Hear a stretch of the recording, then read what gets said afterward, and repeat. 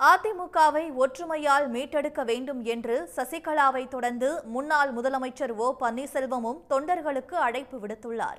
நடந்து முடிந்த மக்களவைத் தேர்தலில் போட்டியிட்ட அனைத்து இடங்களிலும் அதிமுக தோல்வியை தழுவியது.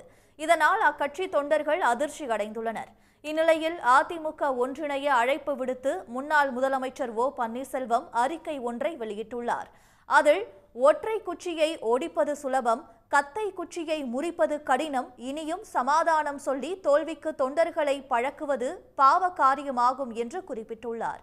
நமது வெற்றியை நாளை சரித்திரமாக்கிட மனசாட்சியம் மறந்து 1.5 கோடி தொண்டர்களும் ஒன்றாக்குதல் காண்போம் என்று தெரிவித்துள்ள ஓ பன்னீர்செல்வம், ஜெயலலிதா உச்சத்தில் அமர்த்தி போன கட்சியையும் அவர் ஒப்படைத்து போன ஆட்சியையும் ஒற்றுமையால் மீட்டெடுக்க எத்தகைய தியாகத்திற்கும் ஆயத்தமாகுவோம் என்று கேட்டுக்கொண்டுள்ளார்.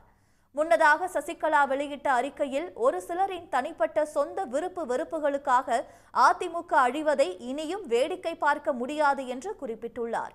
இந்தியாவின் 3வது பெரிய கட்சி என்ற அங்கீகாரத்தை இழந்து நடந்து முடிந்த நாடாளுமன்ற தேர்தலில் 7 இடங்களில் அதிமுகவிற்கு டெபாசிட் கிடைக்காமல் போனது வேதனை அளிப்பதாக அவர் கூறியுள்ளார்.